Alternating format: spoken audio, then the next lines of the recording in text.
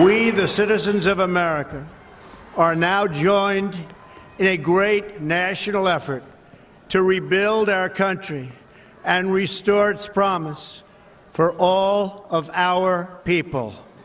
Because today, we are not merely transferring power from one administration to another or from one party to another, but we are transferring power from Washington, D.C., and giving it back to you, the people. Well, greetings, friends and fellow citizens from around Ohio and across the nation, and even for some of you who are started to watch the program from overseas. Welcome to the We the People Convention News and Opinion radio show and podcast. My name is Tom Zawistowski. I am the host of this show. I'm also the president of the WeThePeopleConvention.org, and this radio show, which is part of a 5-station network that airs on stations around Ohio every Saturday from 7:30 a.m. until 9 a.m. in the morning, is paid for by the generous donations of the donors to the WeThePeopleConvention.org. And if you would like to support this show, you can do so by going to WeThePeopleConvention.org and donating to help fund our activities. For those of you who are not listening on the radio, you are watching the podcast, and you can do that at WeThePeopleConvention.org. Our player is right there on the front page, and we post the podcast generally at around noon on every Friday. And so you can go to WeThePeopleConvention.org and watch the podcast. If you click on the little yellow button on the front page, you will go to the radio network and podcast page where it lists all the radio stations, lists the links for those stations so you can listen on your phone or on your computer, not just over the air on the radio.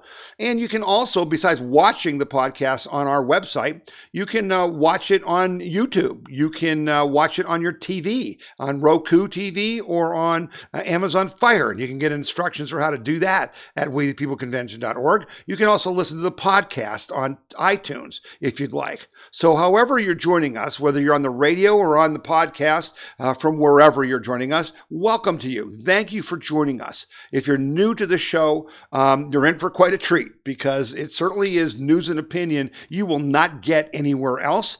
And for those of you who have been with us for a long time, thank you so much for your support. Thank you for telling other people about this show, because it's important. We are doing this not just for fun. We're doing this because we are trying to get good information out to patriotic citizens so we can do what? So that we can defend our individual freedom, liberty, and prosperity, and our Constitution and the American way of life. That's what this show is about. That's the kind of stories you're going to hear today if you're just tuning in for the first time. And this show is not just about talk. Yes, I will talk to you for a long time, but it's about action. And I always ask you to do things during my show and during our show, your show. And I appreciate all of you who act on what I ask you to do, because as you've seen personally, you yourselves have seen, it does make a difference in a big way. So let's get into it here, because I've got some really exciting things to talk about. First of all, I posted on our website on Thursday a very important story. I spent 6 hours researching this story. And if you don't get our emails and text messages, go to WeThePeopleConvention.org right now while you're listening to the show and put in your email and your phone number on the front page, and I would have texted the story to you or emailed it to you so you would have gotten it before the show. But basically, the story is why mail-in voting will not matter and why we will not be waiting weeks for the election results. Most of the people supporting Trump in this election are confident that he will get more votes than he got in 2016, right? But are afraid that fraudulent mail-in votes will illegally steal the election, or that we will have to wait weeks before we know the results, because so many states, quote unquote, so many states are allowing ballots to arrive long after November 3rd.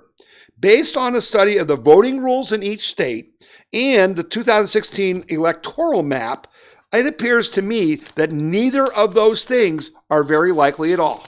And so as you're watching the podcast, I'm going to be putting up some maps. Those of you who are on the radio, I'm going to have to say a lot of state names, and I'll try to do it in a way that you can follow it. But it's really important for you to understand these things. So here's the first thing you need to understand. There are only 10 states in the country that are mailing ballots out to every voter in their voter database. Okay, so that's the difference between what we do here in Ohio. We do absentee voting, and most states do absentee. Because of COVID, almost everyone allows for some kind of mail-in voting, okay? But we're talking about the people who just mail ballots, not requests for absentee ballots, but actually mail ballots to everyone in the voter rolls, which we know are completely screwed up, have dead people on them, have illegals on them, are terrible, okay? So here are those 10 states, just so you can know what I'm talking about. Those 10 states are Washington, Oregon, California, Hawaii, Nevada, Utah, Arizona, Colorado, Vermont, New Jersey, and Washington, D.C. Okay? 10 states.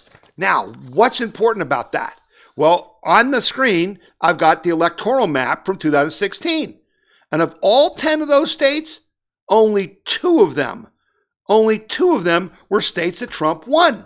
So what do we care if California sends out another, they sent out 25 million, I think, ballots. What do we care if 1 million illegals vote and cheat? What do we care, right? Because Trump didn't win California last time, and he ain't winning it this time. What we care about is the two states that he did win, which were Utah and Arizona. Got news for you. Utah had mail-in balloting in 2016. So did Arizona. He's not losing Utah. He won it by like 25%, and he won Arizona, and it's close. But I think he's going to win it because of the Hispanic vote. And so the mailing out of ballots isn't going to affect us because they won't affect the electoral vote. Now, the popular vote's another thing, but it just doesn't really matter, okay? It just really matter about the popular vote because that's not how we elect presidents. That's a left talking point, okay? So that's the first thing that I want you to understand, all right? Now, the second thing is, okay, and I want you to stop worrying about these mail-in ballots. It's not that important. The second thing I want to talk to you about is that the only way that it can really affect things, the only way that cheating can affect things is if a race is close enough, right, that it makes a difference. So now I'm putting up a map on the screen that shows the electoral votes in each state in 2016. And so as this map shows, the margin of victory for Trump was very small in 6 states: Wisconsin, Michigan, Pennsylvania, North Carolina, Florida, and New Mexico. However, the margin of loss for Trump was also narrow in 4 states: Minnesota, New Hampshire, Maine, and Colorado. So Trump is leading in Minnesota and New Hampshire and is expected to win both those states in the 14 electoral votes. So Trump had 302 electoral votes when he won in 16, okay? He had 306, And these 14 additional votes would give him 320. So what happens here is if the state isn't close, it's not going to make much of a difference. So if Trump wins New Hampshire and Minnesota, that would give him 320 electoral votes. He could lose both Pennsylvania and Michigan and still win with 284 electoral votes. Then he could lose Wisconsin's 10 votes and still have 274. That's not going to happen. He's not going to lose all 3 of those. He's actually going to win bigger there than he won last time, okay? And then, for instance, he could lose Florida, which he will not because of the Hispanic vote, and you're going to hear more about that later. But if he did lose Florida's 29 votes and he won Michigan but lost Pennsylvania, Trump would still win with 271 votes. What I'm trying to say to you is the math doesn't work. The math doesn't work. You're getting the picture. Trump losing is highly unlikely. In reality, it is much more likely that Trump will win big. It is likely that he will keep all of his 2016 states and win Minnesota and New Hampshire, and has a good chance to pick up Nevada, Colorado, and Virginia, all of which he lost by like 5%. Okay? So there's a good chance that Trump is going to win big, not that he's going to lose. Now you say, okay, why is that? How can I say that when the polls tell us that Biden's winning by 15%, right? How is it possible that I think it's highly likely that Trump's going to win? Folks, you got to look at the numbers. And they're in this article. Go to wethepeopleconvention.org and go to the article that says why mail-in voting will not decide this election. Okay? So here's some numbers for you. In 2016, only 77% of Republicans backed Trump. This year, it's 96%. Ladies and gentlemen, that's 10 million more votes. Trump only won by 77,000. Okay? That's 10 million more votes. And guess what? A lot of those Republicans were afraid of Trump. They thought he was a phony. They didn't like him personally. They didn't trust him. Why does he have 96% approval from Republicans now? Because he did what he said he would do. He shocked them. And guess what? They're going to vote for him. Well, who did they vote for in 2016? They didn't vote for Trump. So this 10 million isn't just 10 million. It's a swing of maybe 20 million votes. That's no small thing, folks. That's no small thing. Then we've got evangelical Christians, okay? In 2016, 81% of evangelical Christians voted for Trump. This year, it's projected to be 90%. That's a 9% swing in evangelicals. That's another huge millions of votes. Then you start getting into the Latino and Black votes. In 2016, Trump got just 28% of the Hispanic vote.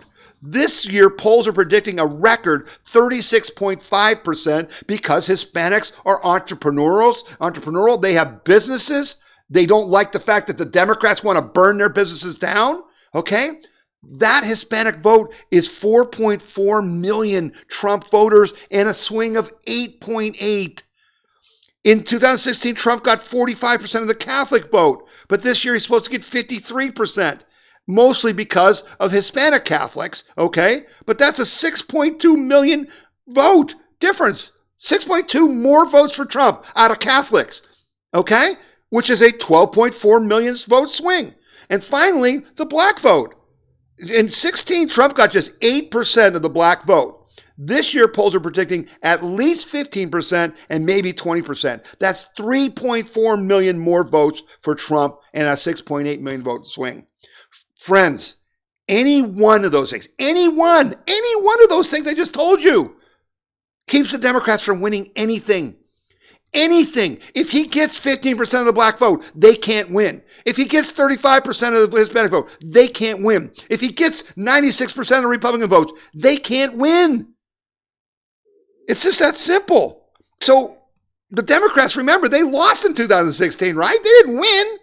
Which constituency are they going to get more votes for in 2020 than they got in 2016? Who are they? Well, union workers? You think you're going to get more union voters voting for Biden when he's talking about, in a Kamala Harris, and saying they're going to stop fracking? How about police unions? They've all endorsed Trump. 3 million votes that are going to Trump because they want to defund the police. He's not getting more union votes. What about gays? They're an insignificant part of the electorate. They're only less than 1% of people are gay, okay? And you know what? A lot of them are voting for Trump because Trump's treated them very well. How about, let's see, people under 25, right? All the youth vote, Antifa, Black Lives Matter, they're all going to come out and vote, right? They never do.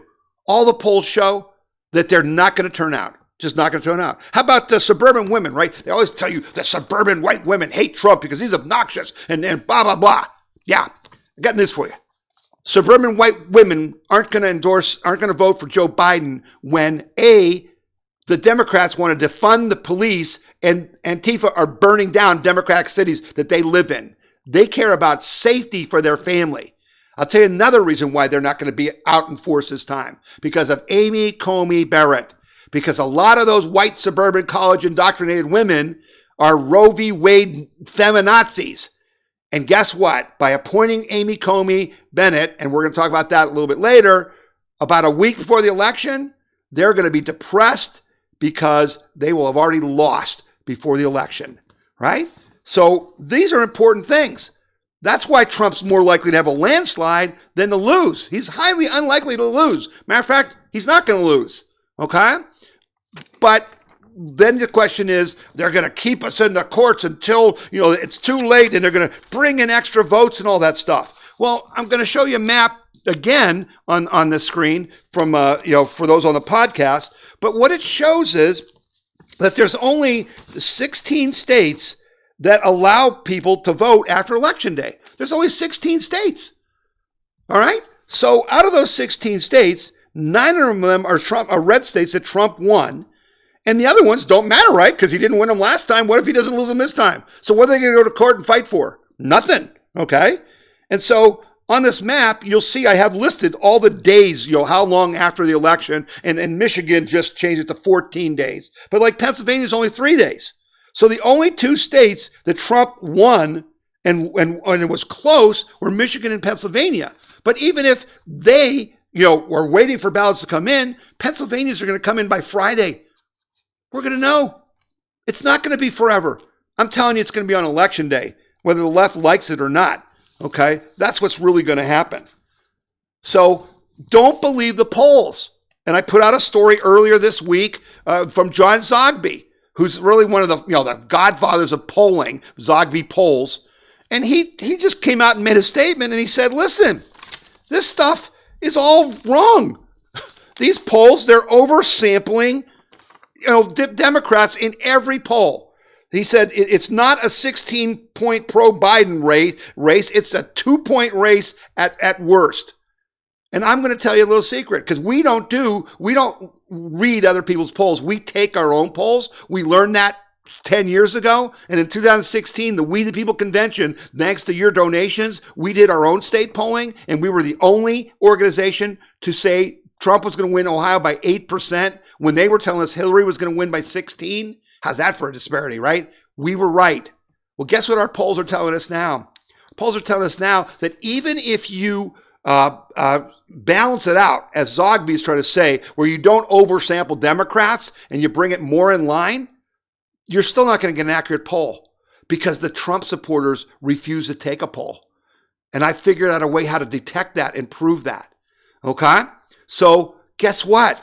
Joe Biden ain't winning by 15%, folks. Not even close. Donald Trump is going to win Ohio by more than he won last time because of what I showed you, because of all those voters, just because of the Republicans who didn't support him before who are now. So it's all propaganda.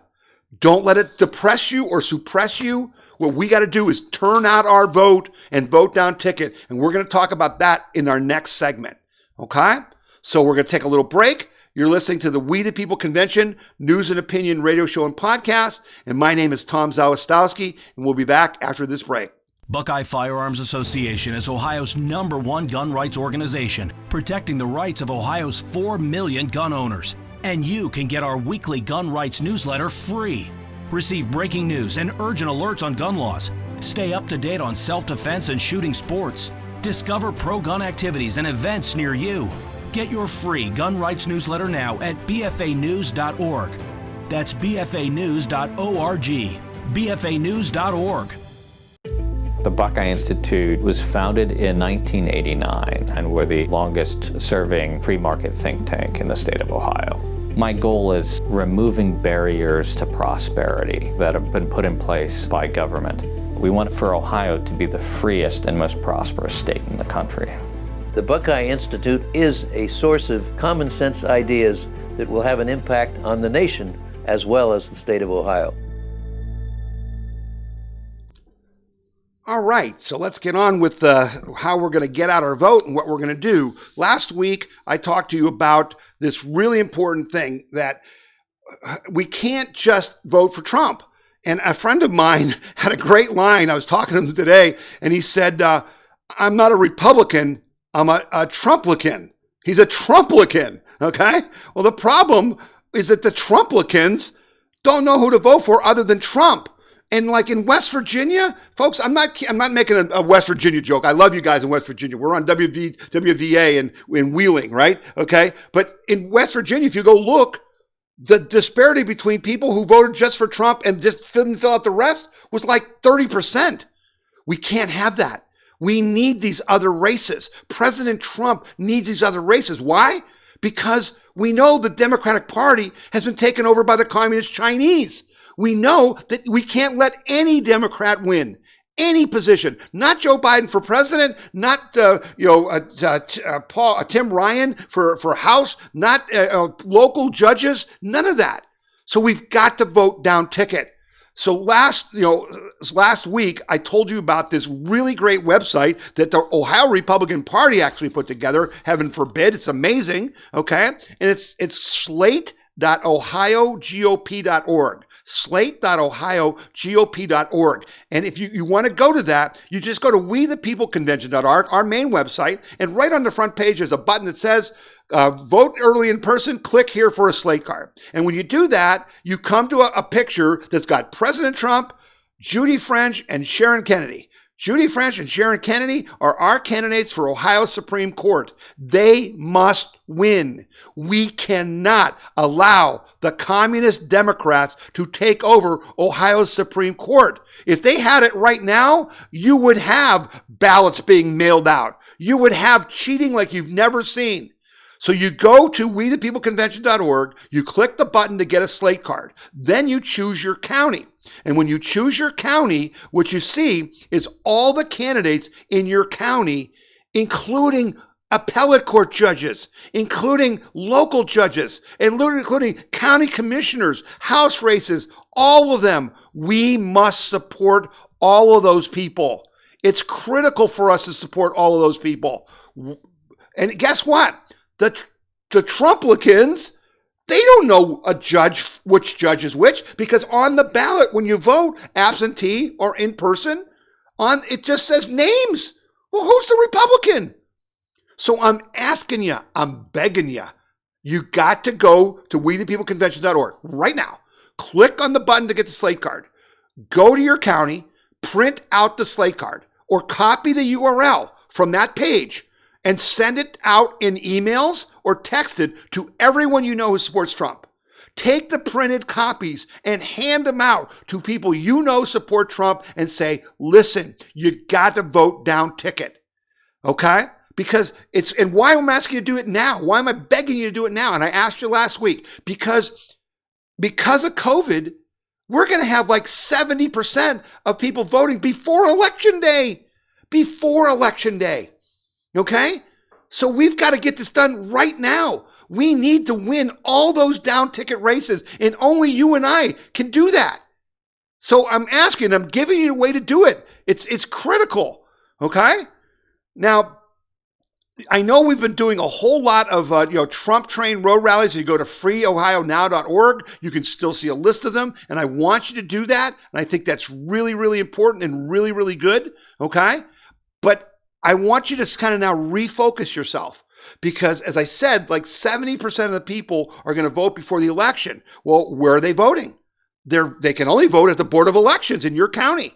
So every day there are people in line going to vote 6 feet apart, okay, with their masks on to vote in person. Now, you don't have to vote with a mask on if you don't want to in person. I've talked to you about that. You can show up without a mask and they still got to let you vote on the machine, okay? But anyway, they're all there. Those are Trumplicans. Lots of them are Trumplicans. You need to take your trailer with your signs on it, or your truck, or just take your yard sign with you and go stand outside the Board of Elections and say, anybody need a Trump Slate card? Anybody need a Trump Slate card? And you're going to get takers, and they're going to take it and they're going to vote down ticket. And you can talk to them and say, we need to vote down ticket because we don't want any Democrats to win, and you got to vote for the judges. Nothing would be more valuable that anyone listening to my voice could do than do that right now, today. The boards of elections are open from 8 till 5, Monday through Friday, and then they're going to start being open on Saturdays and Sundays starting the 21st, okay? So we got to do that, or 23rd, I think it is, all right? So we got to do that. Now, I also want you to just be concerned about the ballot problems we're having, okay?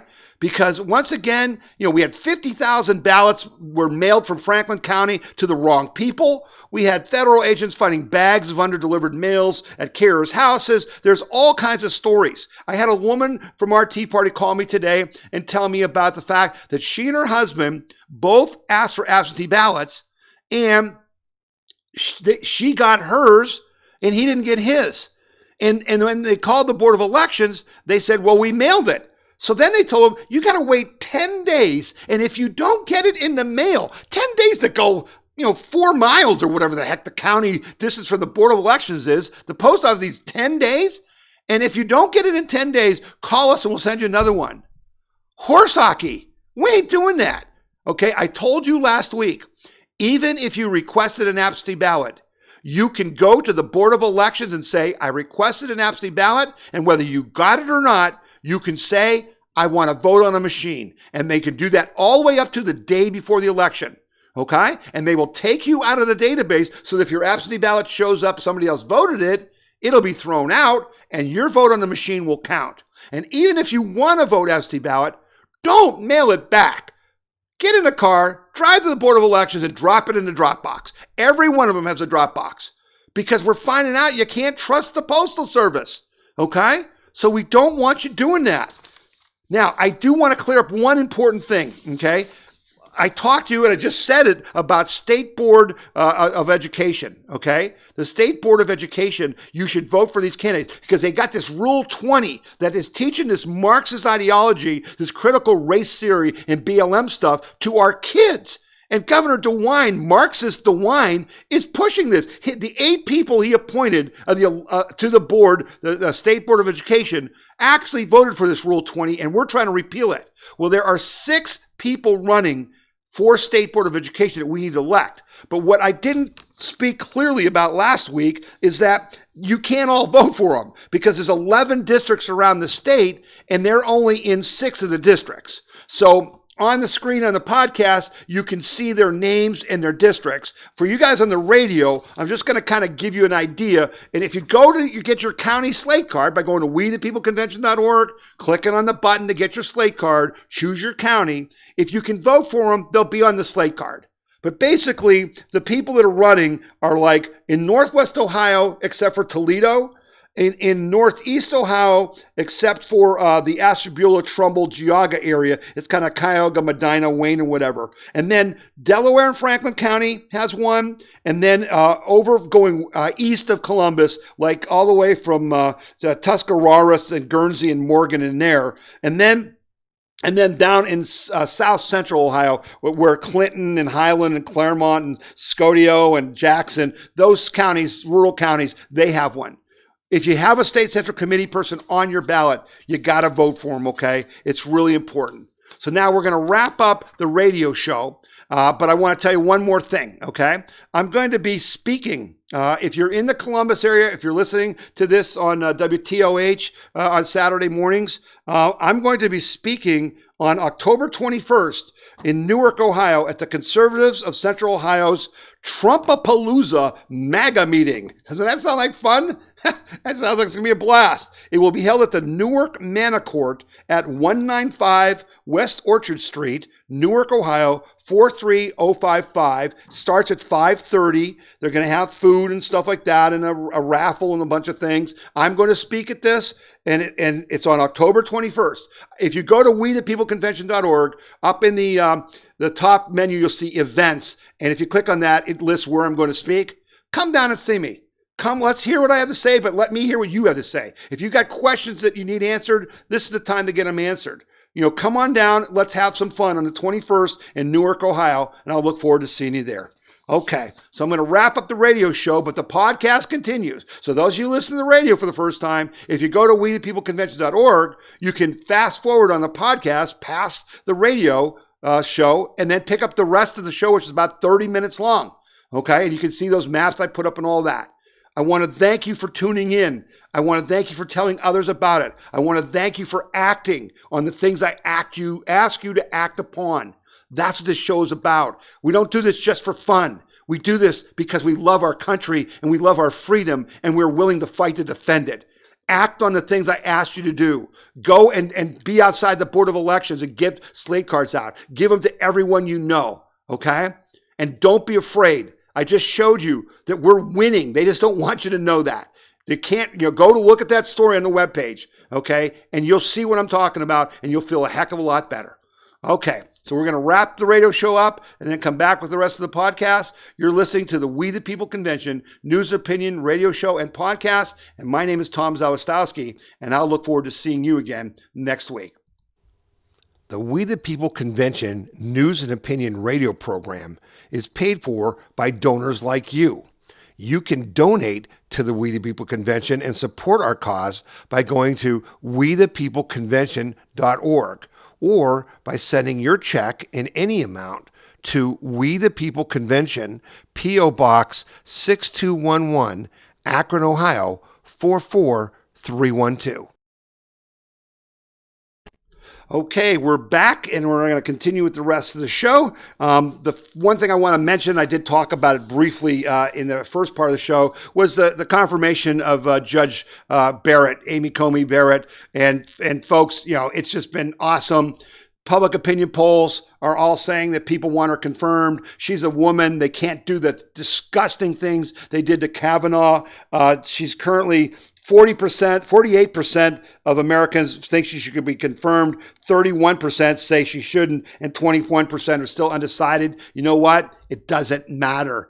There's only 51 senators that matter. She's going to get confirmed. That's going to be a gut punch to the left going into the election. And I think it's going to be really significant, and we'll see what happens. But we're going to have a 6-3 majority on the court for like the next 20 years. That's a gift from God, and you should all celebrate it and be thankful. It's a huge win before the next huge win, and it shows we're turning the corner and we're moving in the right direction. All right, so now on the COVID madness. I put this graphic out, and you should look really close at the graphic because I did something pretty funny in there, and I thought this was my graphic of the year. But basically, there was a story that said the vast majority of people who get COVID wear masks. That's from a new CDC study. In a survey of 154 patients who tested positive for coronavirus in the previous 14 days before their illness began, 71% reported using a cloth face mask covering always. Another 14 said they use face masks often. So 85% of the people in this test who wore masks always got COVID. So what's that mean? That means the study originally published in September seems to reinforce the notion that wearing face masks or cloth coverings do little to prevent a person from contracting the coronavirus, though it may still help reduce the transmission of the virus. That's unbelievable. And what do we keep doing? We keep marching on. And so I sent out I just ripped Mike DeWine, because he came out with a statement during the week. He had let me see if I can find that for you. Let's see here. Mike DeWine came out with a statement where he said that the biggest threat to our Ohio economy is not wearing a mask. He actually said that. He actually said the biggest threat to our economy is not wearing a mask. And then he said, I love this. I don't want to be an alarmist, but if you want your kids physically in school, we've got to slow this down. If there's spread in the community, more schools will end up going remote. Please wear a mask. Please encourage your friends to wear a mask. He's mad. He's insane. And I asked him in my email, how many more people are you going to kill, Governor, before you stop this madness? Because I told you last week about this Barrington thing, right? This study, this Great Barrington Declaration. Do you remember me talking about that last week? Okay. The Great Barrington Declaration says that keeping these measures in place until a vaccine is available will cause irreparable damage and with the underprivileged and disproportionately harming the poor. Okay? Now, when I sent my letter, my press release to DeWine, calling him a madman and explaining where are the statistics, Governor, on suicide deaths. 25% of teenagers have contemplated suicide in the last 6 months. Do you understand what a serious health crisis that is? And the question is, how many were successful? Where's the data on that? Where's the data on drug abuse deaths? Where's the data on physical abuse of spouses and children? Where's that, Governor DeWine? What science are you using? What science are you using to make these decisions that we have to stay out of school? We have to wear masks everywhere that don't work. That was just proven in a test, do not work. There's 14 tests that say they don't work. There's 0 tests that say masks work. So why are we wearing them? And so then I said in the letter there were 9,000, epidemiologists and doctors who said this stuff doesn't work. Yeah. Well, now there's 34,000 health experts have signed this Barrington document. Okay. 34,000 saying, and they say, let's follow the science, right? Follow the science. Listen to the scientists. That's what they're telling you. Well, why aren't they listening to scientists now? And then to top it all off, the WHO, the China-controlled World Health Organization, what do? Right? They come out after telling everybody to lock down. They come out and say, you can't lock down. Listen to this. Listen to this short video. It's unbelievable. Really important point by Professor Gupta. I want to say it again. We in the World Health Organization do not advocate lockdowns as a primary means of control of this virus. The only time we believe a lockdown is justified is to buy you time to reorganize, regroup, rebalance your resources, protect your health workers who are exhausted. But by and large, we'd rather not do it. Just look at what's happened to the tourism industry, for example, in the Caribbean or in the Pacific, because people aren't taking their holidays. Look what's happened to smallholder farmers all over the world because their markets have got dented. Look what's happening to poverty levels. It seems that we may well have a doubling of world poverty by next year. We may well have at least a doubling of child malnutrition because children are not getting meals at school and their parents in poor families are not able to afford it. This is a terrible, ghastly global catastrophe, actually. And so we really do appeal to all world leaders. Stop using lockdown as your primary control method. Develop better systems for doing it. Work together and learn from each other. But remember, lockdowns just have one consequence that you must never, ever belittle, and that is making poor people an awful lot poorer. Oh, very nice. That's great for the WHO to finally realize that what they recommended, what Mike DeWine did here in Ohio, is a ghastly global catastrophe. How's that?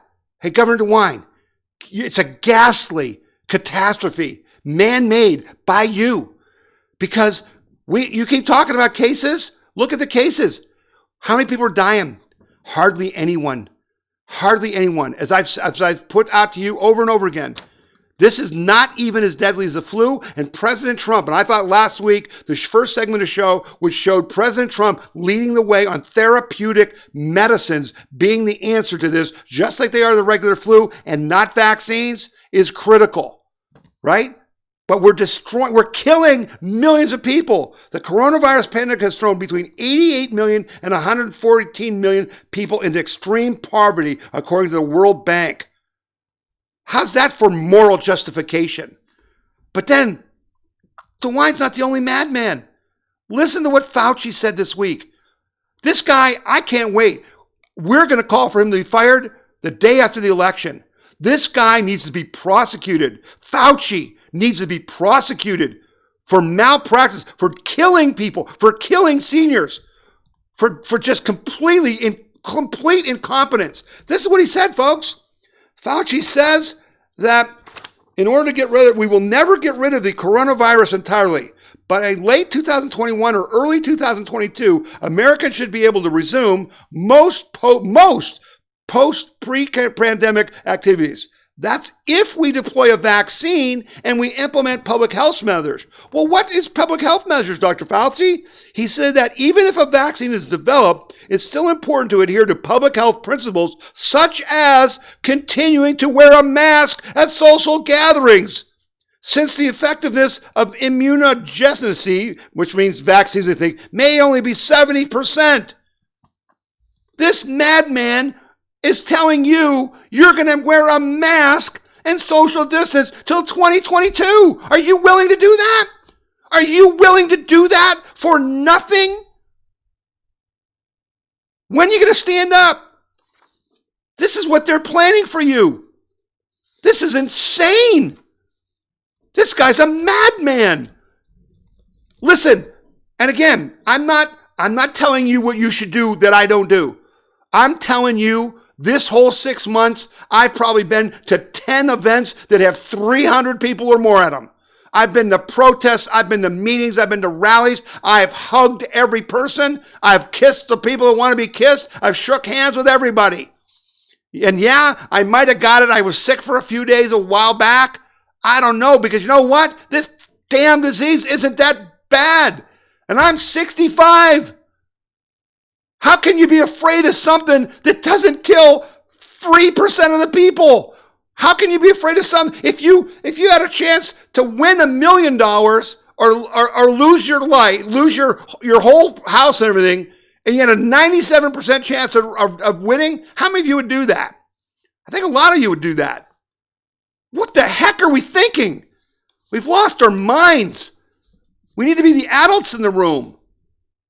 DeWine and Fauci need to be driven out. And after this election, we're coming for them. We have no choice. We can't be prisoners. We're free people, and we must demand our freedom, and we must fight to get it, however that has to be done.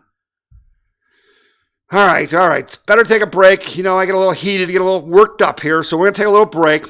You're listening to the We the People Convention, news and opinion, radio show, and podcast, and my name's Tom Zawistowski. This is Jordan Seculo with the American Center for Law and Justice. At the ACLJ, we are committed to fighting the deep state and protecting freedom, the right to life, religious liberty, and fighting for the Constitution. The ACLJ has experienced tremendous success in litigating cases at all levels of the judiciary, from the federal district court level to the Supreme Court of the United States. We have offices in Washington, D.C., Jerusalem, and all around the world. You can find out more about the ACLJ and join us by visiting aclj.org. Did you know that the Right to Life Action Coalition of Ohio is the largest statewide life group in the state? Are you tired of the compromised approach to pro-life legislation that has been the status quo for far too long? Since 2017, the efforts of the Right to Life Action Coalition of Ohio has changed that approach, closing loopholes and making pro-life laws enforceable. Visit rtlaohio.org or call 440-668-4049 for details. All right, we're back for our final segment of the show. Took a drink of water, calmed down a little bit, but there's some stories that'll probably make you mad going forward, but I've got some great stories at the end that'll make you laugh, so that's good. So here we go. The first story is Joe Biden has a Hunter Biden problem, and these emails have come out that basically tie Joe Biden. Joe Biden has sworn, he says, I have never spoken to my son about his overseas business dealings. Yeah, you mean when you were on that Air Force Two to fly to China, which takes like, who knows, 18 hours in the air? Yeah, you didn't talk to your Hunter Biden about why he was going with you? And then when he got $1.5 billion, you don't think he mentioned that to his father when he was on the plane on the way back? Oh, no, sure. Well, so it doesn't matter because Joe Biden's a liar. We know he's a liar. So these emails have come out, and it basically, talks about this guy from, remember Joe Biden's son Hunter was with Burisma, this energy company, and they were paying Hunter Biden like $83,000 a month to be a consultant, to be on their board. And then he got an email from the guy saying, "Dear Hunter, thank you for inviting me to DC and giving an opportunity to meet your father and spend some time together. It was really an honor and a pleasure." Other emails came out and said, "Geez, Hunter, can you use your influence with your guy, the father, to help out?" Okay? So it's all coming out right before the election, and that's good and that's bad, because what makes me angry, and I just told you I was going to calm down, but it still makes me angry, is that the Republicans are only caring about politics. This is a criminal, bloody act. Hunter Biden should be in prison serving 10 years now. He committed multiple felonies. So did Joe Biden. So did a whole list of people, right? And the Republicans, all they care about is politics. All they care about is politics. It's disgusting. Lindsey Graham, right? Did nothing. He covered up for the FBI and the DOJ. He's a deep stater. I showed you can go to wethepeopleconvention.org and see pictures of John McCain and Lindsey Graham in Ukraine getting money just like Joe Biden and Hunter Biden did. They're criminals too. But now he's pretending that he's having Coney and everybody testify. It's pretending is the key word there. They're all phonies, but we can't fix that right now, but we're going to fix it, I assure you, okay? Here's another example. Bruce Orr, right? The guy whose wife, Nellie Orr, who looks strangely just like him, worked for Fusion GPS. And they used their relationship with Bruce Orr, who was a senior Justice Department official, to spread the lies of the Steele dossier. This guy is a major criminal in this. And what did he do? Bruce Orr, whose conduct in the Russia case spurred a significant controversy. Oh yeah, really did. Yeah, significant controversy. Has retired after being informed that a decision on disciplinary action was imminent, the department announced Wednesday. He retired on September 30th. This guy's going to get off. Disciplinary action? He was part of a coup attempt on the President of the United States. Disciplinary action. So I was happy to hear, and you guys know, I promoted AG Bill Barr. I've trusted him. I believed in him. I've shared his videos. I've invested in him. I've asked you to call and support him. But President Trump said this week that he would consider firing AG Bill Barr because he has not brought charges against these people. And I know many of you, you've written to me and said, Tom, you're being fooled. Barr is just a deep stater. He's covering up. He's not going to charge him. You were right. He didn't charge him. Now, will that change after the election? I don't know. But I was glad to see the president say he's thinking about it, because this cannot stand. We must have equal justice under the law. There cannot be two tiers of justice. And when this election is over, we're going to push the president to fire Christopher Wray, the FBI director, immediately. And that woman Haspel, who's been obstructing justice in the CIA. And they need to be charged with obstruction of justice because they've been part of the 4-year cover-up. And then we're going to press the president to appoint a special counsel to investigate all of this, including the Clinton Foundation, all of it. We cannot let this rest. Our nation depends on those people going to jail, because as long as they don't, others behind them will just do the same thing. Speaking of Republicans protecting our enemies, I had you act this week by calling Senator Wittmer, for a Republican, quote unquote, rhino from Mississippi, who is on the Senate Commerce Committee. And that committee is charged with appointing nominations to the Federal Communications Commission. President Trump had put up a guy to fill one of the open seats. His name is Nathan Symington. And this Wittmer guy has not held a hearing for months. And President Trump is saying, we need to get smart and confirm Nate Symington to the SEC as soon as possible. Get to work. So we started calling this Wittmer guy's office, and Breitbart put out a story. I asked you to call. People have been calling, and now they're claiming they're going to have this hearing before the end of October, before the election. We're going to make sure that happens, because this guy, Symington, is against Section 230, wants to reform Section 230, and folks, this is in the order of problems. What is going on with big tech is the biggest threat to your individual freedom, liberty, and prosperity than any threat that's ever existed in the history of man. That's followed by the Chinese communist attempts to take over the world and defeat us. Okay? And then that's followed by the Republican Party and the rhinos and establishment Republicans and federal employees who are communist, statists, who hate America. And we got to drive them all out. We got to defeat the Chinese, and we got to rein in big tech.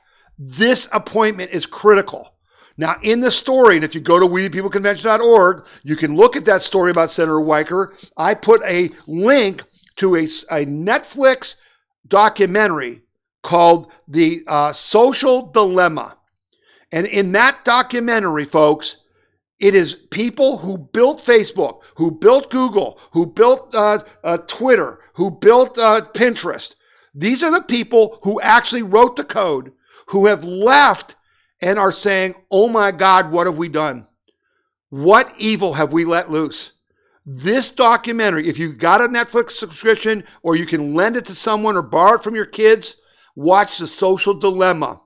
It will make you understand that that's what we've got on social media is a threat to humanity.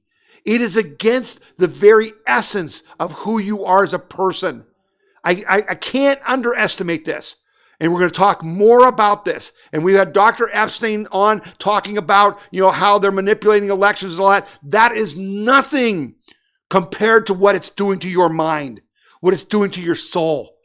There can be no free speech. There can be no privacy as long as corporations are in control of this stuff. And now, don't get me wrong, because we're conservatives, and China is taking control of this, and that's not good either. But what I'm talking about is something that's like a public utility. Would you pay? In the documentary, it says, whenever you get something for free, it's not free, right? And you grew up, nothing's for free. So why do we expect our email to be free? Why do you expect your Gmail account to be free? Why do you expect to have Facebook for free? Well, here's the clue. You're the product. They're selling you. They're using you. They're selling your information. Okay? And there was a great line. In the movie, they put up these little things, smart sayings that people say. And in the movie, they had one that said, there's only 2 industries that call their customers users: the drug industry and social media. Think about that. This is the most dangerous thing ever invented by man, but it can be fixed because there are good sides to Facebook. Wouldn't you love to be able to send an email and everyone you send it to get it and read it? And if they don't like it, they delete it, or they tell you, don't send me anymore? Wouldn't you like to post whatever you want on Facebook and people can either look at it or not look at it? But there's no thought police. There's no, you can't say that. Well, would you pay $10 a month for that? You're already paying $100 a month for your doggone stupid cable TV, which needs to be broken up again. That needs to be a la carte and not bundled, because why am I paying for CNN and MSNBC? Why are they forcing me out of my cable bill to pay for people that hate me? We got to get that fixed too. The FCC does that. This guy's appointment does that. So we're going to be after Wicker. We're going to try to get this done. But these are Republicans that are doing this. And so, and I don't know if you picked up on this, but after the story came out about Hunter Biden's emails that exposed him about Burisma and Joe Biden, what did Twitter do and Facebook do? They banned it as misinformation. And people went nuts because this story was published in the New York Post, a major daily newspaper, with credible evidence. And they banned them. And so everyone went crazy. And what did the Senate do? The Senate issued subpoenas to bring the big tech leaders to testify about banning that story to the Senate the day before the election. The day before the election. That ought to be fun to watch, okay? But again, it's all politics. This isn't about politics. This is about our lives. And we want real action. We want the FBI going, or the marshals, U.S. Marshals, breaking into Zuckerberg's office and taking computers and bank records. We want them in a jumpsuit. We want all these people. We are at war with them. They have abused the rights we have given them because they bribed congressmen. That's just that simple. They are the number one lobbyists in Washington. Millions of dollars they give, and that's why Weicker isn't held in this hearing, because they don't want to rein in big tech because they're paid not to. Okay? All right. 2 more stories, couple fun ones. Remember, about a week ago, they talked about Governor Wittmer from Michigan, that witch who's been abusing the people of Michigan with this COVID stuff, that there was a plot to kidnap her. And right away, the first stories talked about, these are Trump supporters. Those were those militia guys who were out on the courthouse lawn demanding an end to the emergency orders.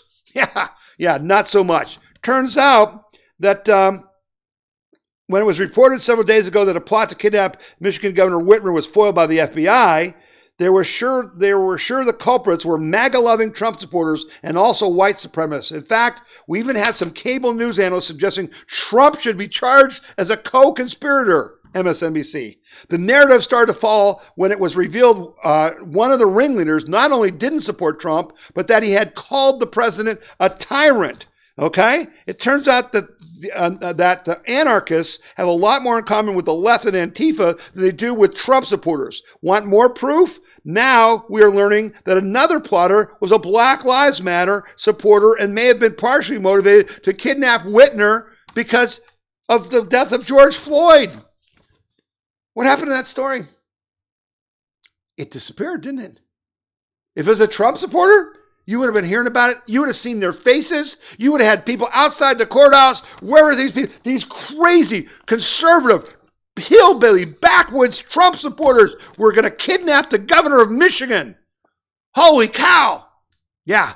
But when it turns out they're Antifa and BLM, nothing to see here, folks. But you heard it here. They can't hide it because you heard it here. Okay? Here's the last story, and this one was sent to a good friend of mine who's a New Yorker, native New Yorker, and this is just too funny, folks. This is just too funny. Staten Island GOP turns table on Trump-hating teen TikTok trolls. Thousands of teens tried to sabotage a Staten Island Republican rally last week by hoarding online tickets just as they did to embarrass President Trump in Tulsa in Oklahoma in June. But the GOP organizers bamboozled them, okay?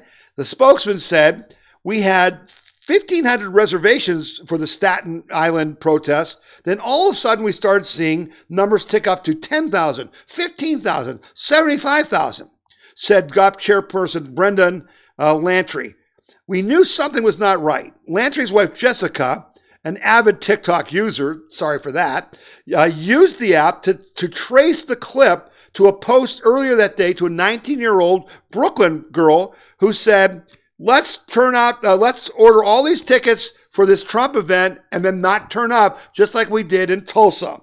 Okay? The video of hers rocketed on social media, racking up 523,000 views and 153,000 likes. Okay? Spurring scores of adults to spread the word. She said, register for this. I did. Order them so their numbers will be way off and they'll export more people and then don't show up. Okay? And remember, OAC laughed about how they punked Trump's people in Tulsa. And they did. But the people in Staten Island, they were too smart. They decided to put a $5 fee if you want to get a reservation. And guess what happened? It's a $5 non-refundable fee.